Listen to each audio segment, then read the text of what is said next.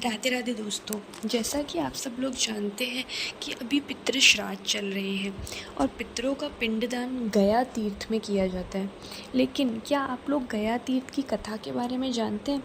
आइए मैं आपको सुनाती हूँ। तो जब ब्रह्मा जी सृष्टि की रचना कर रहे थे उस दौरान उनसे असुर कुल में गया नामक असुर की रचना हो गई थी। अब गया असुरों के संतान के रूप में पैदा नहीं हुआ था, इसलिए उसमें असुरी प्रवृत्ति नहीं थी। वह देवताओं का सम्मान और आराधना करता था, लेकिन उसके मन में एक खटका था। वह सोचा करता था कि भले ही वह संत प्रवृत्ति का है, लेकिन असुर कुल में पैदा होने के कारण उसे कभी भी सम्मान नहीं मिलेगा। इसलिए क्यों ना अच्छे कर्म से इतना पुण्य अर्जित किया जाए ताकि उसे स्वर्ग मिले। गयासुर ने कठोर तप से भगवान श्री विष्णु जी को प्रसन्न किया। भगवान ने वरदान मांगने को कहा तो गयासुर ने मांगा, आप मेरे शरीर में वास करें, जो भी जीव मुझे देखे उसके सारे पाप नष्ट हो जाए और वह जीव पुण्यात्मा हो जाए और उसे स्वर्ग में स्थान मिले।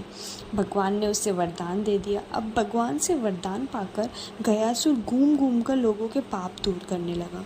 जो भी उसे देख लेता उसके सारे पाप नष्ट हो जाते और वह स्वर्ग का अधिकारी हो जाता। इससे यमराज की व्यवस्था गड़बड़ा गई। अब कोई घोर पापी भी अगर गयासुर के दर्शन कर लेता तो उसके सारे पाप नष्ट हो जाते। यमराज उसे नर्क भेजने की तैयारी करता और वह गयासुर के दर्शन के प्रभाव से स्वर्ग मांगने लगता। यमराज को हिसाब रखने में भी संकट हो गया। अब यमराज ने ब्रह्मा जी से कहा कि अगर गयासुर को नहीं रोका गया तो आपका यह विधान समाप्त हो जाएगा, जिसमें आपने सभी को उसको कर्मों के अनुसार फल भोगने की व्यवस्था दी है। पापी भी गयासुर के प्रभाव से स्वर्ग भोगेगा। तो ब्रह्मा जी ने एक उपाय निकाला। उन्होंने गयासुर से कहा कि तुम्हारा शरीर सबसे ज़्यादा पवित्र है, इसलिए तुम्हारी पीठ पर बैठकर मैं सभी देवताओं के साथ यज्ञ करूँगा। अब उसकी पीठ पर यज्ञ होगा, यह सुनकर गयासुर सहर्ष हो गया। ब्रह्मा जी सभी देवताओं के साथ पत्थर से गया को दबाकर बैठ गए। इतने भार के बावजूद भी वह अचल नहीं हुआ। वह घूमने फिरने में फिर समर्थ था। देवताओं को बहुत चिंता होने लगी। उन्होंने आपस में सलाह की कि इसे श्री विष्णु से वरदान दिया है, इसीलिए अगर स्वयं श्री हरि देवताओं के साथ बैठ जाए तो गयासुर अचल हो जाएगा। श्री हरि भी उसके शरीर पर आ बैठे।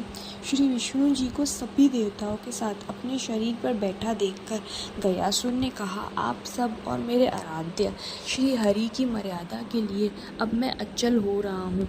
घूम घूम कर लोगों के पाप हरने का कार्य बंद कर दूंगा, लेकिन मुझे क्योंकि श्री हरि का आशीर्वाद है इसलिए वह व्यर्थ नहीं जा सकता। इसलिए श्री हरि आप मुझे पत्थर की शिला बना दें और यहीं स्थापित कर दे।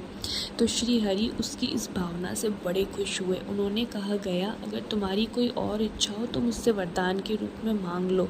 तो गया ने कहा, हे नारायण, मेरी इच्छा है कि आप सभी देवताओं के साथ अप्रत्यक्ष रूप से इसी शिला पर विराजमान रहें और यह स्थान मृत्यु के बाद किए जाने वाले धार्मिक अनुष्ठानों के लिए तीर्थ स्थल बन जाए। श्री विष्णु ने कहा, गया तुम तो धन्य हो, तुमने लोगों की जीवित अवस्था में भी कल्याण का वरदान मांगा और मृत्यु के बाद भी मृत आत्माओं के कल्याण के लिए वरदान मांग रहे हो। तुम्हारी इस कल्याणकारी भावना से हम सब बंध गए हैं। भगवान ने आशीर्वाद दिया कि जहाँ गया स्थापित हुआ वहाँ पितरों के श्राद्ध तर्पण आदि करने से मृत आत्माओं को पीड़ा से मुक्ति मिलेगी। इस क्षेत्र का नाम गयासुर के अर्धभाग गया नाम से तीर्थ रूप में विख्यात होगा। मैं स्वयं यहाँ विराजमान रहूँगा। इस तीर्थ से समस्त मानव जाति का कल्याण होगा। साथ ही वहाँ भगवान श्री विष्णु जी ने अपने पैर का निशान स्थापित किया, जो आज भी वहाँ के मंदिर में दर्शनीय है। गया विधि के अनुसार श्राद्ध फाल्गु नदी के तट पर विष्णुपद मंदिर में वह अक्षय वट के नीचे किया जाता है। वह स्थान बिहार के गया में हुआ, जहाँ श्राद्ध आदि करने से पितरों का कल्याण होता है। अब पिंडदान की शुरुआत कब और किसने की, यह बताना उतना ही कठिन है जितना कि भारतीय धर्म संस्कृति के उद्भव की कोई निधि या तिथि निश्चित करना। परंतु स्थानीय पंडों का कहना है कि सर्वप्रथम सतयुग में ब्रह्मा जी ने पिंडदान किया था। महाभारत के वन पर्व में भीष्म पितामह और पांडवों की गया यात्रा का उल्लेख मिलता है। श्री राम ने महाराज दशरथ का पिंडदान गया में ही किया था। गया के पंडों के पास साक्ष्यों से स्पष्ट है कि मौर्य और गुप्त राजाओं से लेकर कुमारिल भट्ट, चाणक्य, रामकृष्ण परमहंस और चैतन्य महाप्रभु जैसे महापुरुषों का भी गया में ही पिंडदान हुआ है। गया में फाल्गु नदी प्राय सूखी रहती है। इस संदर्भ में भी एक कथा प्रचलित है। भगवान श्री राम अपनी पत्नी सीता जी के साथ पिता दशरथ का श्राद्ध करने गया धाम पहुँचे। श्राद्ध कर्म के लिए आवश्यक सामग्री लाने वे चले गए। तब तक राजा दशरथ की आत्मा ने पिंड की मांग कर दी। फाल्गु नदी तट पर अकेली बैठी सीता जी अत्यंत असमंजस में पड़ गई। माता सीता ने फाल्गु नदी, गाय, वटवृक्ष और केतकी के फूल को साक्षी मानकर पिंडदान कर दिया। परंतु जब भगवान श्री राम आए तो उन्हें पूरी कहानी सुनाई, पर भगवान को विश्वास ही नहीं हुआ। तब उन्होंने जिन्हें साक्षी मानकर पिंडदान किया था उन सबको सामने लाया गया। पंडा, फाल्गु नदी, गाय और केतकी फूल ने झूठ बोल दिया, परंतु अक्षयवट ने सत्यवादिता का परिचय दिया और माता की लाज रख ली।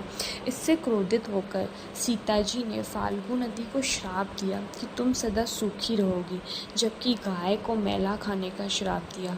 केतकी के फूल को पितृपूजन में निषेध कर दिया और वट वृक्ष पर प्रसन्न होकर सीता जी ने उसे सदा दूसरों को छाया प्रदान करने और लंबी आयु का वरदान दिया। तब से फाल्गु नदी हमेशा सूखी रहती है, जबकि वट वृक्ष अभी भी तीर्थयात्रियों को छाया प्रदान करता है। आज भी फाल्गु तट पर स्थित सीता कुंड में भालू का पिंड दान करने की क्रिया संपन्न होती है। राधे राधे।